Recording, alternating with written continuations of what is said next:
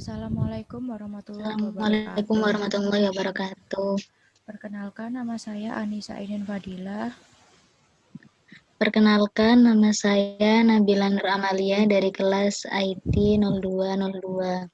Di sini kami akan menjelaskan mengenai mata kuliah perancangan basis data, yaitu tentang tema aplikasi Puskesmas, Puskesmas Sehat. Puskesmas Sehat. Pertama, aplikasi Puskesmas Sehat diciptakan untuk mempermudah pihak-pihak yang berkaitan untuk saling berbagi informasi atau menyimpan data. Penggunaannya juga tidak sulit asalkan tetap terkoneksi pada internet. Yang kedua yaitu dalam bentuk diagram. Aplikasi Puskesmas Sehat membutuhkan koneksi internet dalam penggunaannya. Koneksi internet ini nantinya juga akan terhubung pada server.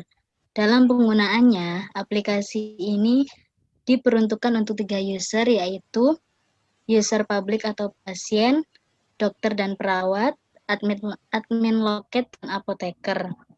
Perbedaan ini didasarkan pada fitur-fitur yang didapatkan.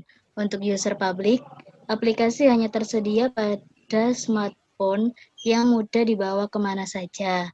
Untuk dokter dan perawat, bisa tersedia dalam komputer dan smartphone, tergantung penggunaannya. Sementara untuk admin loket dan apoteker, hanya tersedia pada komputer saja. Berikut ini user-user yang dapat mengakses aplikasi Puskesmas Sehat. Yang pertama, publik atau pasien, dokter, kedua dokter dan perawat, ketiga admin loket atau apoteker. Berikut ini beberapa fitur-fitur pada aplikasi. Untuk fitur publik, pertama, memuat data pribadi seperti nama lengkap, tanggal lahir, usia, nomor telepon, alamat, serta jenis kelamin. Kedua, pasien dapat mengetahui jadwal poli beserta dokter atau perawat yang sedang bertugas. Ketiga, setelah mendaftar kepada bagian admin, pasien akan mendapatkan nomor antrian yang diinformasikan melalui chat pada aplikasi. Yang keempat, pasien dapat mengetahui jumlah pasien lain yang sedang mengantri pada poli yang sama. Ketika nomor antrian yang sedang ditangani sudah mendekati nomor antrian milik pasien, maka akan dikirimkan informasi dalam chat agar pasien bisa bersiap. Berikutnya, pasien akan tahu nama serta foto dokter atau perawat yang akan memeriksanya. Dan yang terakhir, setelah pemeriksaan selesai, pasien langsung mendapat informasi berupa biaya. Untuk fitur yang kedua yaitu fitur untuk dokter dan perawat. Yang pertama, untuk memuat data pribadi dokter dan perawat seperti foto, nama, nomor telepon, alamat, serta jenis kelamin. Lalu, dapat melihat jadwal untuk dirinya sendiri maupun pegawai lain. Tahu jumlah antrian serta nama pasien yang akan ditangani. Setelah pasien keluar, ketika dokter atau perawat sudah siap, mereka akan langsung memberikan informasi, bergantian melalui nomor antrian. Dengan ini, pasien yang merasa nomor antriannya sudah bisa segera masuk ke ruangan, dan pasien yang nomor antriannya sudah dekat bisa segera bersiap. Lalu yang terakhir, setelah pemeriksaan selesai, dokter atau perawat dapat mengirimkan informasi berupa tindakan yang dilakukan, biaya pemeriksaan, serta resep dokter kepada admin atau apoteker.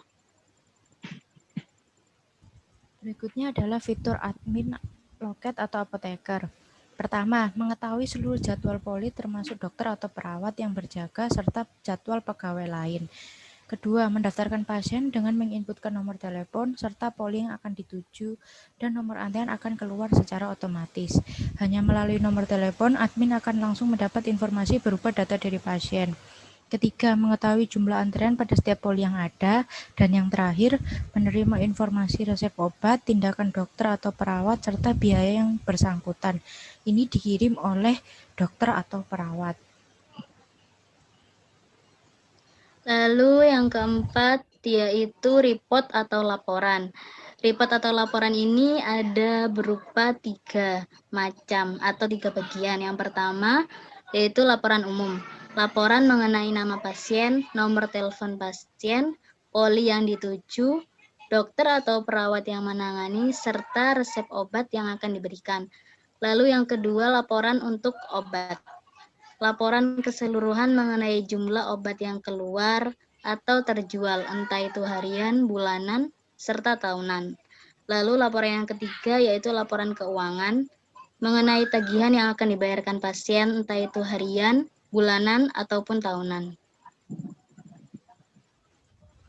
Berikutnya adalah keunggulan. Keunggulan dari aplikasi ini yang pertama adalah paperless, tidak ada kertas atau nomor antrean termasuk resep obat. Yang kedua, bisa melihat jadwal dokter sehingga tahu apakah dokter yang ingin ditemui sedang ada jadwal praktik atau tidak tanpa perlu datang ke puskesmas. Yang ketiga, sistem pembukuan keuangan atau data obat akan lebih rapi karena sudah tidak dicatat secara manual.